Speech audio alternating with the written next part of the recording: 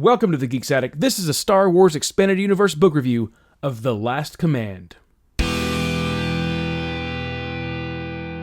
Star Wars The Last Command was written by New York Times best-selling author Timothy Zahn. This tale takes place in the Expanded Universe. It is the third and final installment in the original Thrawn Trilogy. It takes place 9 years after the Battle of Yavin. Now let's get into a brief summary before we get into my overall thoughts. Tensions swell within the Empire between Grand Admiral Thrawn and the Dark Jedi Joruus C'baoth.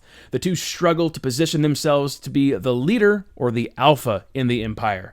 The two have completely different visions of how the Empire should be managed. While Thrawn has a clever vision and stable mind, C'baoth's mind is a little bit warped, and his hunger for power is just at an all-time high. The New Republic has control of Coruscant. Some of its members have been staying in the Imperial Palace.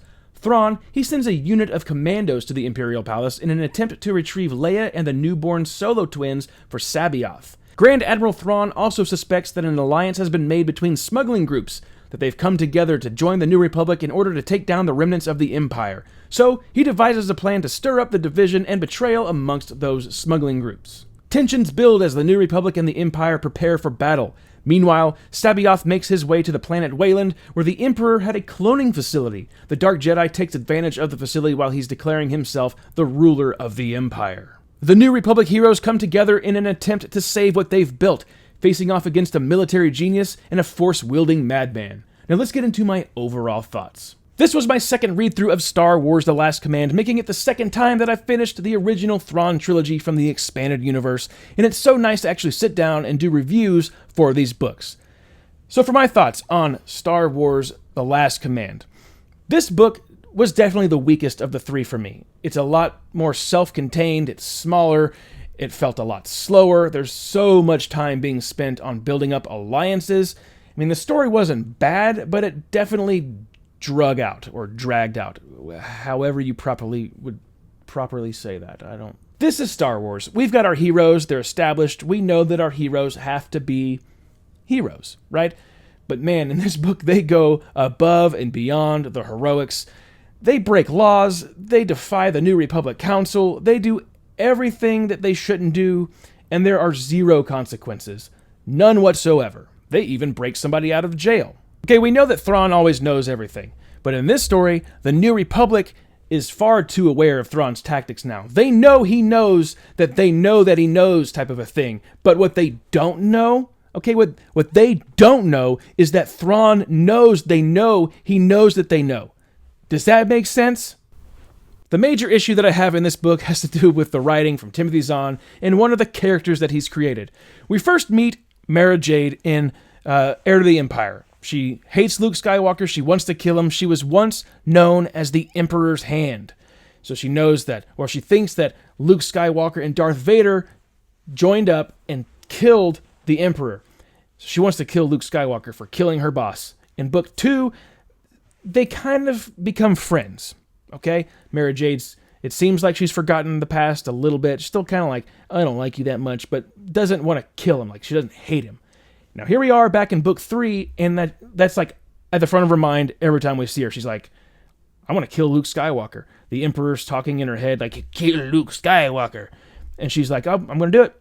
And she even tells Leia, she tells Han, she tells so many people in the New Republic, I'm going to kill Luke Skywalker. She tells Luke Skywalker to his face, I'm going to kill you. And everybody just shrugs it off like she's some immature little child that's not going to do anything. They're like, you're going to kill Luke. Okay, that's funny. Now, back to what we were talking about. It drives me crazy. I don't like that. It, doesn't build up suspense of Luke's life is actually at risk here. Nobody cares what Mara Jade has to say. It kind of mirrors what happened in Dark Force Rising with Luke and Joruus C'baoth. Luke doesn't like the guy. He's like, man, this guy's off his rocker. And then when it's proven that the guy's off his rocker, Luke's like, wait, what? The characters are just too smart for an elaborate plot. There is one more thing about Mara Jade that drove me crazy. She's like the overall hero in this book. She's the one that saves the day.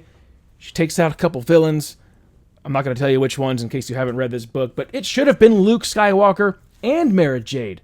That would have been nice, but Mara Jade being the ultimate hero in this book drove me crazy because Luke Skywalker going through some major challenges. It would have been great to see him overcome that big step with a villain. instead of just like letting it be in someone else's hands. That drove me crazy. I didn't like that. I do love the little twist with Thrawn at the end. I'm not going to give that one away either, because that could be a major spoiler for people who haven't read the book. I'm assuming that you've read it, but just know that it was a nice, poetic ending that I appreciated quite a bit. So do I recommend that you pick up and read Star Wars The Last Command? Well, yes, but make sure you read the first 2 books first, because this book will make a lot more sense if you do. For the rating, I've said that this book was my least favorite of the 3, but that's not going to stop me from giving it a B. It gets a B. I think the other 2 received B+. This one gets a B. So, not a bad story, not a bad trilogy. Pretty good, especially for its time, giving us a first sequel look at the original Star Wars trilogy.